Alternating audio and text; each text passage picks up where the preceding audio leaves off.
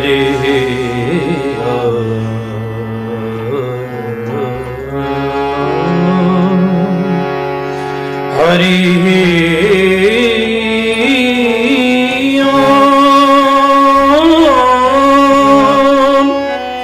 Hari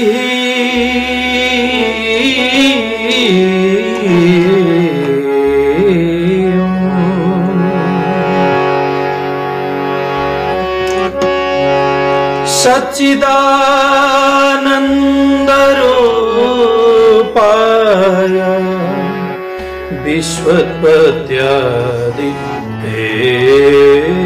Hathaway तापत्रय विनाशाय श्रीकृष्णाय वयं नमः। गुरुः ब्रह्मा गुरुः विष्णु गुरुः देवो महेश्वर गुरुः साक्षात् परब्रह्म तस्मै श्री गुरवे नमः। अखण्डमण्डलाकारं व्याप्तं येन चराचरं तत्पदं दर्शितं येन तस्मै श्री गुरवे नमः। कस्तूरीतिलकं ललाटपटले वक्षस्थले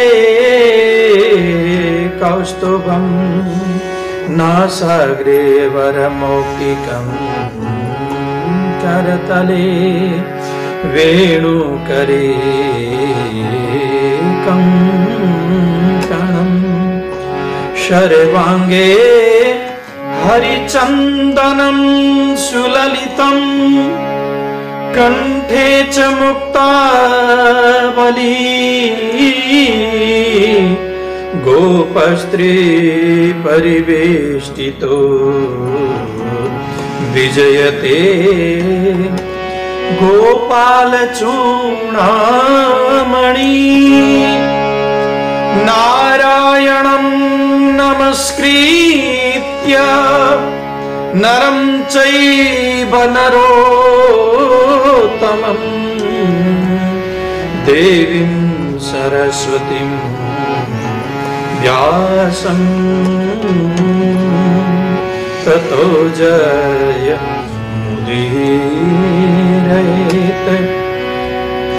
सत्यं शान्तं विमलसुखदं भूषणं दिव्यकान्तिं रामं कृष्णं हरिहरगुरुं यः सदा संस्मरन्ति धर्मे व्याप्तं गुरुपदरतं तारकं यो भवाब्दे ध्येयं नित्यं चरणकमलं सद्गुरुस्तं नमामि। ध्येयं नित्यं चरणकमलं सद्गुरुस्तं नमामि। ध्येयं नित्यं चरणकमलं सद्गुरुस्तं नमामि।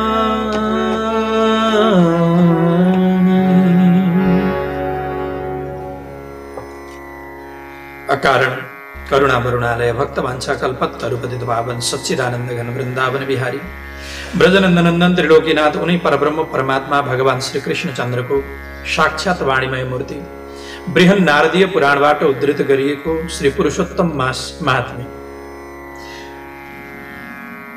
देश विदेशमा रहेर यो मेरो वाणी श्रवण गर्नुहुने मेरा साथमा रहनुहुने सम्पूर्ण सज्जन भक्तवृन्द, हामीले यो पुरुषोत्तम मास भरि व्रतमा बसेर श्री पुरुषोत्तम मास महात्म्यलाई श्रवण गर्ने जमर्को गरेका छौं र यहाँहरू पनि मेरा साथमा जोडिएर पुरुषोत्तम मास महात्म्यलाई श्रवण गरिरहनु भएको छ। र यदि कोही व्यक्तिले मेरो यो च्यानललाई सब्स्क्राइब गरिदिइसक्नु भएको छ भने यहाँहरूलाई धेरै धेरै धन्यवाद, मुरी धन्यवाद दिन चाहन्छु, साधुवाद। यदि कसैले सब्स्क्राइब गर्नु भएको छैन भने अवश्य मेवा सब्स्क्राइब गरिदिनु होला भन्दै र लाइक र शेयर पनि गर्न नबिर्सिदिनु होला, किनभने भगवतका गुणानुवादहरू छन्। एकले अर्कालाई प्रदान गर्दाखेरि एउटाबाट अर्कामा जाँदाखेरि फलवती हुने गर्दछ, आफूलाई पनि पुण्य प्राप्त हुन्छ, कसैलाई ज्ञान बाँडिएको पुण्य प्राप्त हुन्छ। त्यसै कारणले गर्दा अवश्यमेव यहाँहरूले शेयर गरिदिनु होला, लाइक गरिदिनु होला भन्दै हामीले योभन्दा अगाडि 22औं अध्यायको कथा प्रसङ्गलाई श्रवण गरेका थियौं, जसमा थोरै संक्षिप्त रूपमा हामी सार संक्षिप्त 22औं अध्यायको प्रसङ्गलाई पनि केही लिन गइरहेका छौं।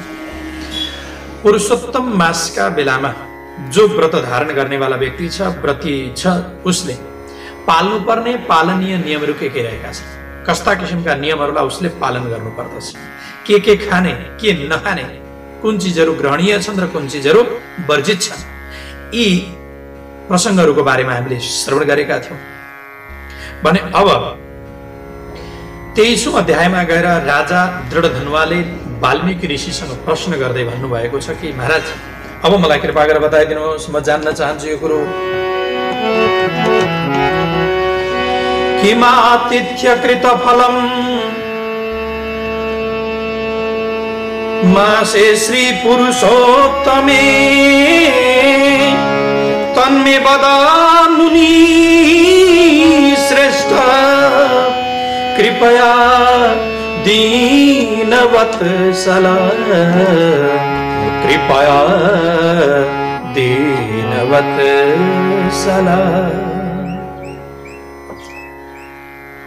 राजा दृढधनुवाले प्रश्न गर्दै भन्नुभयो, दीनवत्सल, मलाई कृपा गरेर बताइदिनुहोस् कि तपाई दुखीहरूमाथि बडा दया गर्नेवाला हुनुहुन्छ, पुरुषोत्तम महिनामा अतिथि सेवाको फल के छ?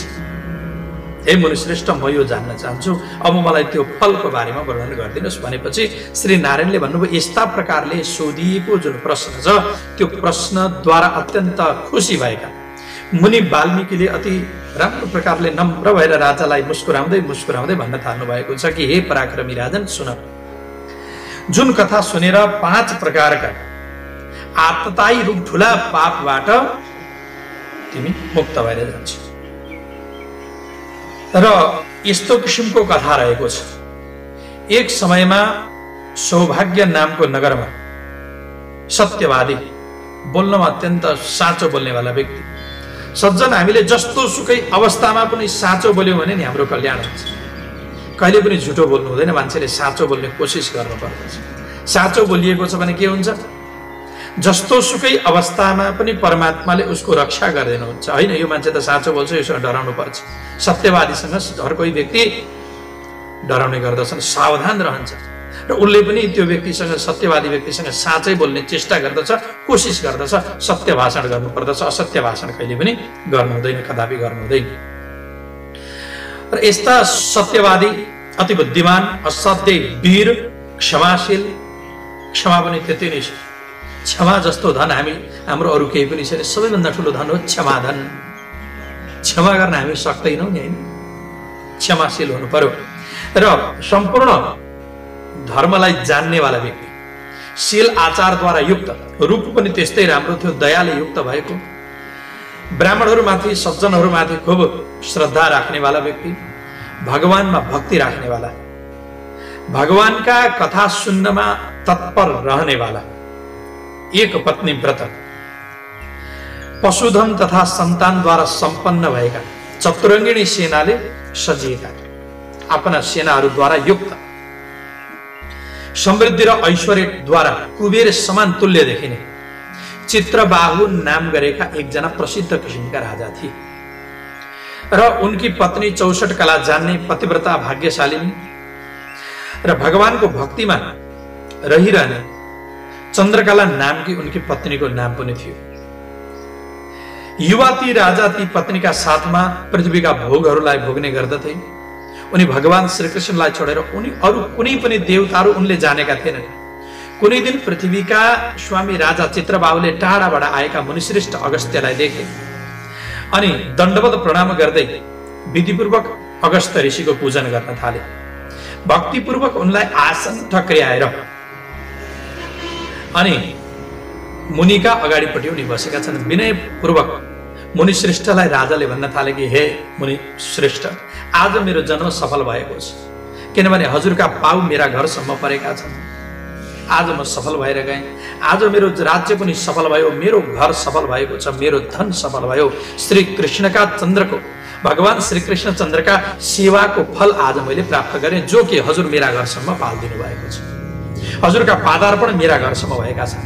आज मलाई हजुरले दर्शन दिनुभयो, त्यसै कारणले गर्दा म समस्त पापबाट आज म मुक्त भएर गएँ। सम्झिनु पर्यो कि साधु सन्तको पाउ हाम्रा घरमा पर्यो भने कि हाम्रो घर अब पवित्र भयो। त्यसै कारणले गर्दा कोही साधु सन्त आएका छन् भने अवश्य हामीले झर्को फर्को नगरिकन कोही माग्नका लागि मगन्ते आए केही न केही दिने कोसिस गर्नुपर्दछ, केही वस्तु प्रदान गर्ने आफूले कोसिस गर्नुपर्दछ। महाराज, मसँग के छ र? उनी परमात्माले दिएको, हजुर पनि परमात्मा समान हुनुहुन्छ। ब्रह्मविद ब्रह्मैव भवति। ब्रह्मलाई जान्नेवाला, परमात्मालाई जान्नेवाला त्यो परमात्मा समानै हुने गर्दछ। भगवानका भक्तहरूलाई भागवत भनिएको छ। किन त भन्दाखेरि उनीहरूले भगवानलाई जानिसकेका छन्। भगवानले त्यो चिज मात्र हामीलाई प्रदान गर्नुहुन्छ जुन हाम्रा भाग्यमा छ। जुन चिज साधु सन्तले प्रदान गर्नुहुन्छ जो हाम्रा भाग्यमा छैन भने पनि त्यो चिज प्रदान गरिदिने अधिकार रहेको हुन्छ साधु सन्तमा। हामीले पहिले नै श्रवण गरिसकेका छौँ। गरुडजी महाराजले पुत्र रत्न प्राप्त गराइदिनु भएको थियो नि, होइन र? सुदेव नाम गरेका ब्राह्मणलाई पुत्र दिनुभएको थियो। यो हो भक्तहरूको ताकत, यो हो भक्तहरूको शक्ति। त्यसैले भक्तहरू भगवान भन्दा पनि ठुला हुने गर्दछन् भनेर साधु सन्तले बताउनुहुन्छ, सज्जन पुरुषहरूले बताउने काम गर्नुहुन्छ। महाराज, आज हजुर मेरा घरसम्म आइदिनु भएको छ। के भन्दैछन्? यी राजाले भनिरहेका छन् कि यी चित्रबाहु नाम गरेका राजाले अगस्त्य ऋषिसँग भन्दैछन्, आफ्ना घरमा अतिथिका रूपमा आउनुभएको छ अगस्त्य ऋषि। अगस्त्य ऋषिसँग यिनले भनिरहेका छन् कि महाराज हेर्नुहोस्, हात्ती घोडा रथले युक्त भएको यो राज्य मैले हजुरलाई चढाएँ।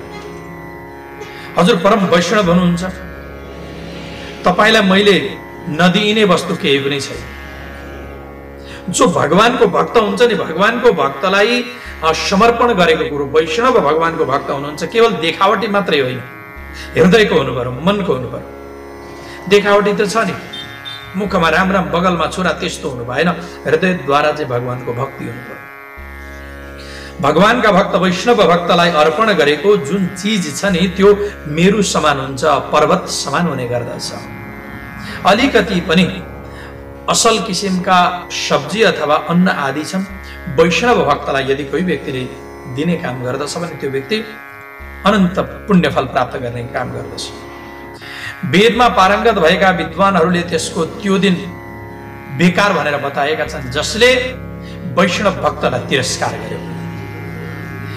कोही ब्राह्मणहरू विष्णुका भक्त छन्, ती अत्यन्त पूज्य हुने गर्दछन्। तन मन वचन कर्मले तिनीहरूको सत्कार गर्नै पर्दछ।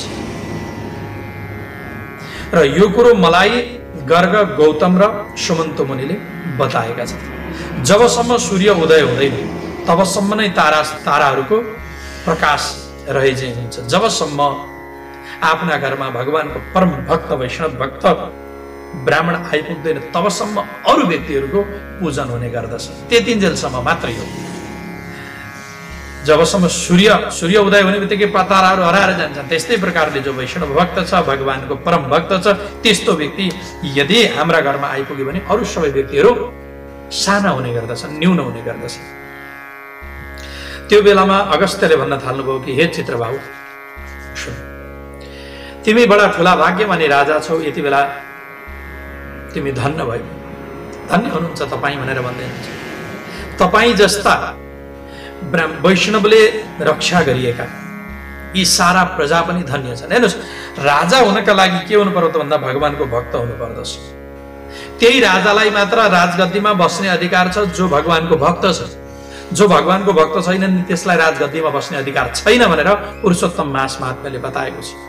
भगवानको भक्तिमा तल्लीन हुनु पर्यो, किनभने उसमा स्वार्थ हुँदैन। निस्वार्थ छ भने मात्र त्यसले केही दिन सक्दछ संसारमा। र बरु निर्जन वनमा बस्नु बेस भनेर बताइएको छ। तर वैष्णव भगवानको भक्त नभएको देशमा नबस्नु, त्यस्तो देशमा नबस्नु। दुवै आँखा नभएको शरीर जस्तो हुन्छ त्यो, पति नभएकी स्त्री जस्ती हुन्छ, र त्यस्तै प्रकारले अक्षर पनि नचिनेको ब्राह्मण जस्तो हुन्छ। भगवानको भक्त नभएको राष्ट्र भनेको त्यस्तै हो। दारा नभएको मत्ता हात्ती जस्तो हुन्छ। एकादशी तिथि टुटेर दशमी बित्तो द्वादशी तिथि जस्तो हुन्छ। वैष्णव नभएको राष्ट्र त्यस्तै हो। भगवानको वैष्णव भक्त नभएको राष्ट्र त्यस्तै हो। जस्तो कोष बिनाको सन्ध्यामा हुन्छ त जप हुन सक्दछ त? हुँदैन। जस्तो बिना तिलको तर्पण, तिल छैन भने तर्पण गरेर के फाइदा र जस्तो प्रकारले वैष्णव भक्त नभएको त्यस्तै किसिमको स्थिति हुन्छ। ननुहाइकन व्रत बस्ने जस्तो हुन्छ। अनि त्यस्तै प्रकारले जो श्रीकृष्ण चरण कमलको भक्त छ, सज्जनहरूले उसैलाई राजा भनेर भन्ने गर्दछन्। राजगद्दीमा बस्नु आफ्नो एउटा ठाउँ छ, तर जो कृष्णको भक्ति गर्ने काम गर्दछ भने त्यो चाहिँ वास्तवमा राजा हो। त्यो त महान राजा, हृदय उसको राजाको छ। अरे राजगद्दीमा त बसेको छ तर हृदय संकुचित किसिमको छ, संकीर्ण किसिमको चाहिँ उसको विचार छ भने त्यसलाई राजगद्दीमा के बस्नु र? त्यसले भगवानको वैष्णव भक्त त्यो कदापि हुन सक्दैन। संकीर्ण विचार हुनु भएन, एकदम मन प्रफुल्लित किसिमको विचार हुनु पर्यो। त्यस्तो विचार हुनु पर्दछ। हे राजा, आज मैले जो तपाईलाई देखेँ नि त्यसले गर्दा मेरा आँखा आज सफल भएका छन्। हेर्नुहोस्, वैष्णव भक्तले मात्र अरू व्यक्तिको सम्मान गर्न सक्दछ। आफूले मै सर्वे सर्वा हुन्, अरू चाहिँ केही पनि होइनन्, पत्रकार समान हुन् भन्न छ भने त्यो भक्त होइन, त्यो ठग्त हो। आफूलाई पनि ठग्दैछ र अरूलाई पनि ठग्ने काम गरिरहेको छ। भक्त त्यो हो, अर्कालाई पनि सम्मान दिन जान्दछ भने। हेर्नुहोस् त, अगस्त्य ऋषिले सम्मान दिनुभयो। जो तपाईको साथमा अच्युत भगवानका विषयमा मैले तपाईँलाई जे जति बोले, आज मेरो यो वाणी पनि सफल भएको छ। हेर्नुहोस्, जो पाए त्यही व्यक्तिलाई सत्वाणीहरू ज्ञान पनि दिनु हुँदैन। सद्ज्ञान यदि दिनमा लाग्दछ भने के गर्नु पर्यो? आफूले सत्पात्रमा मात्र दिनु पर्दछ, कुपात्रलाई दिने काम गर्नु हुँदैन। हे राजा, मेरो आज्ञाले यो राज्य वैभव आदि तपाईले मलाई दिनुभएको थियो, तर हेर्नुहोस्, मलाई के गर्नु छ र यो राज्य वैभव? मलाई चाहिँदैन। मलाई तपाईले यो राज्य वैभव अर्पण गर्नुभयो, अब म यो राज्य वैभव तपाईलाई नै प्रदान गर्दैछु। तपाईकै साथमा तपाईले राख्नुहोस्, तपाईले नै भोग्नु होला। महाराज, तपाईको कल्याण होस्। भगवान श्री नारायणले भन्नुभयो, हे कल्याणवाली, यस्तो प्रकारले कल्याणवाली सधैँ तिम्रो रहिरहोस्, मलाई यो चाहिँदैन भनेर भन्दै हुनुहुन्छ। नारायणले यस्तो प्रकारले नारदलाई वर्णन गर्दै भन्दै हुनुहुन्छ र यही प्रसङ्ग वर्णन गर्दै हुनुहुन्छ। अगस्त्य ऋषिले अब राजालाई यही कुरो भन्दै हुनुहुन्छ, हे कल्याणवाली, तिम्रो कल्याण होस् र यो राज्य पनि तिम्रैसँग रहिरहोस्। र त्यस पछाडि तिनकी कन्यालाई पनि भन्दै हुनुहुन्छ, हे देवी, सधैँ पतिको सेवामा लागिरहनु, सधैँ तिम्रो दृढ भक्ति गोपीजनका प्रिय कृष्णमा भइरहोस्। यस्तो किसिमको आशीर्वाद दिने ती ऋषिलाई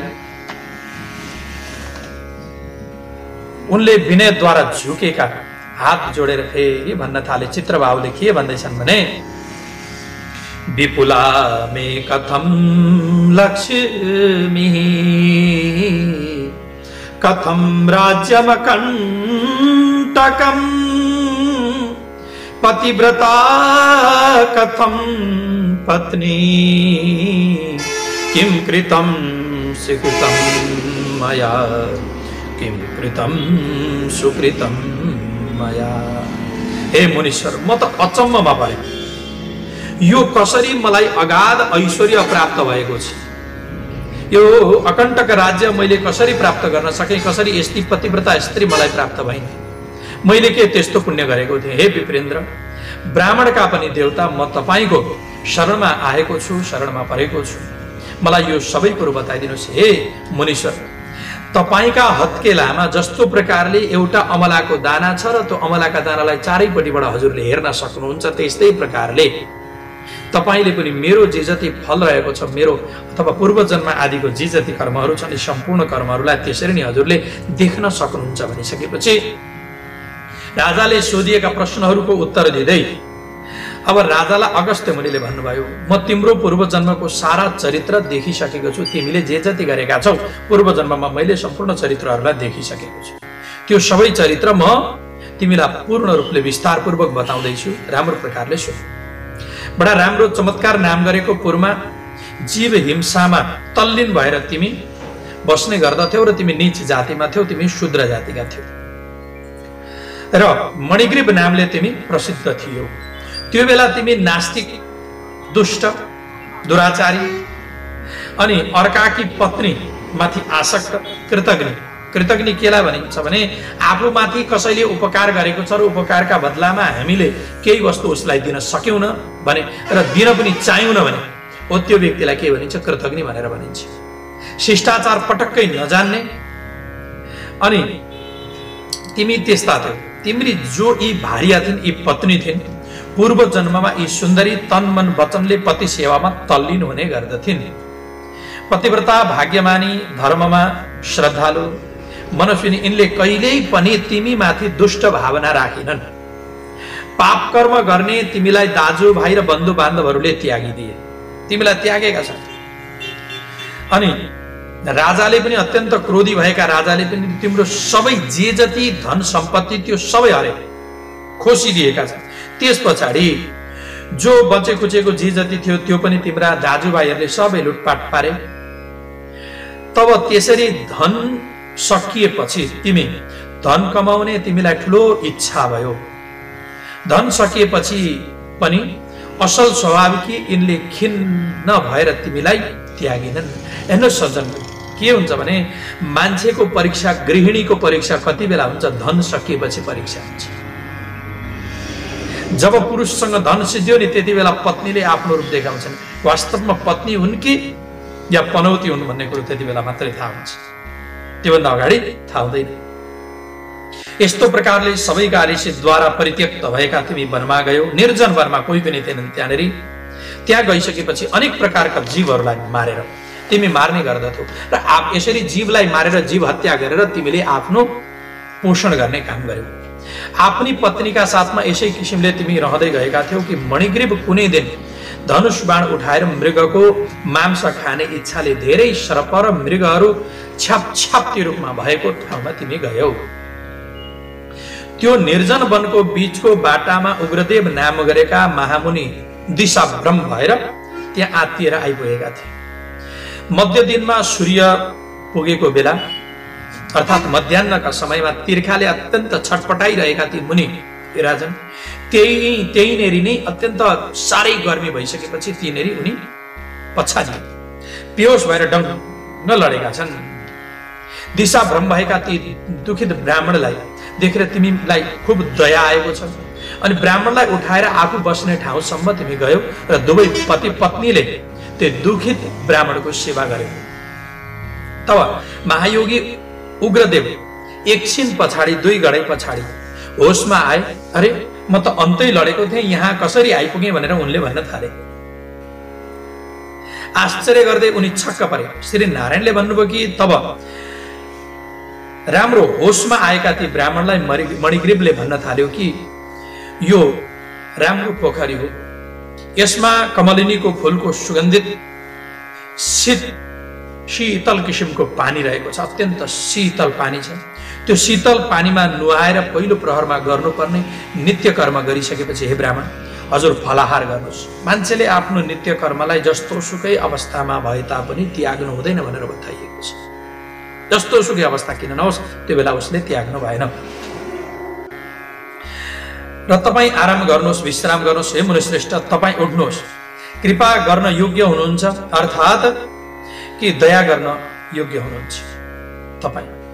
अगस्त्यले भन्नुभयो, तब होशमा आइसकेका, थकाई मेटाइसकेका उग्रदेव ब्राह्मणले मणिग्रीवको वचन सुनेर प्यासले आकुल भएर पनि उनी जुरुक्क उठे। अनि मणिग्रीवका बाहुको सहारा लिएर तलाउका किनारामा गएर चित्रबाहु बरको रुखमा, हे चित्रबाहु, बरको रुखले शोभिएको त्यो पोखरीका किनारामा बसे। अनि त्यस पछाडि ती ब्राह्मणले केही बेर बरको छायामा आराम गरिसकेपछि, बिताइसकेपछि नुहाएर नित्यको कर्मविधिलाई सकेर वासुदेवको पूजा गरे।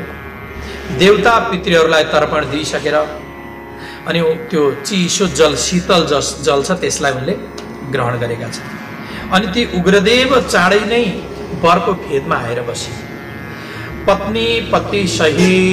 पत्नी सहित मणिग्रीवले मुनिश्रेष्ठलाई दण्डवत गरेका छन्। अतिथि सत्कार गर्ने इच्छुक उनले विनयपूर्वक उनले भने, मणिग्रीवले के भन्दछन् त भन्दा, हामीलाई उद्धार गर्नका लागि आज यो मेरो वासस्थानमा हजुर पाल्दिनु भएको छ। हे ब्राह्मण, तपाईको दर्शन मिल्नाले मेरा सम्पूर्ण पापहरू नष्ट भएर गएका छन्। ती ब्राह्मणलाई भनेर खुसीले फुलेका मणिग्रीवले आफ्नी पत्नीलाई भने, हे सुन्दरी, जो पाकेका स्वादिला आँपका फलहरू छन् ती तिमी चाँडै ल्याऊ त, एकदम ढिलो नगर। हे सुशो भने, अरू पनि जे जति कन्दमूल फल आदि छन् ती सम्पूर्ण कुरोहरू लिएर आऊ।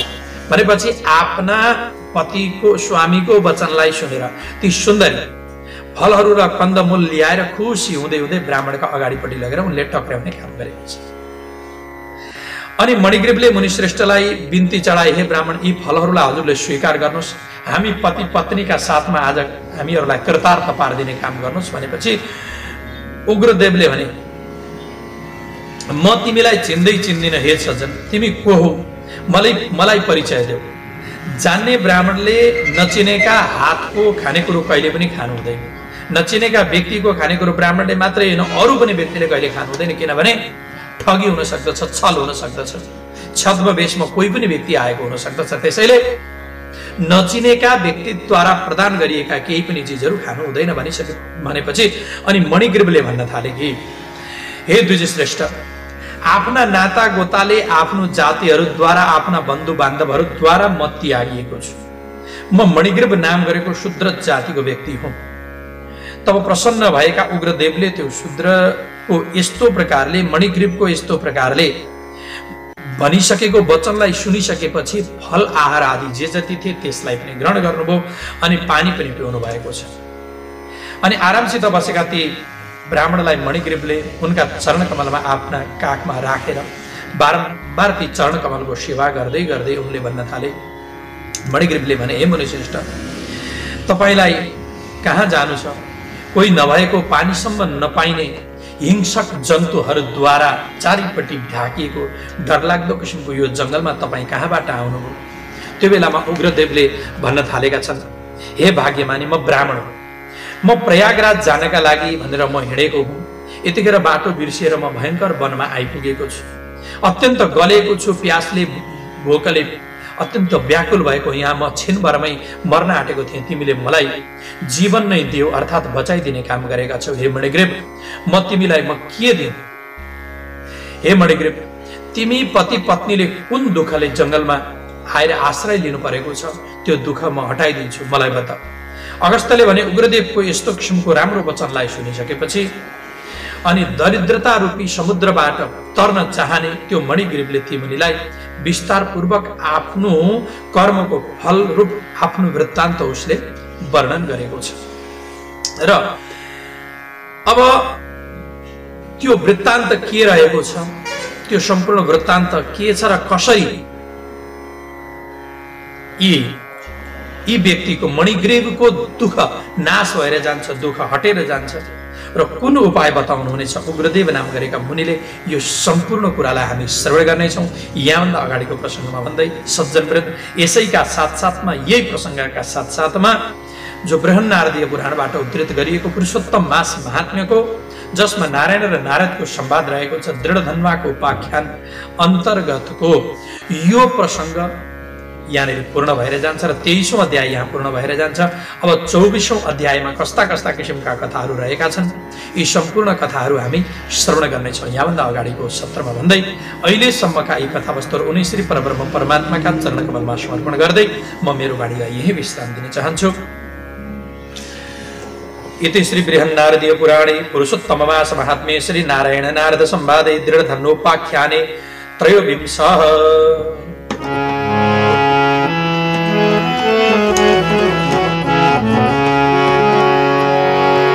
श्री कृष्ण गोविंद हरे मुरारे, हे नाथ नारायण वासुदेवा। श्री श्याम नारायण हे मुकुंद, लक्ष्मी पते के सब वासुदेव। श्री कृष्ण गोविंद हरे मुरारे, हे नाथ नारायण वासुदेवा।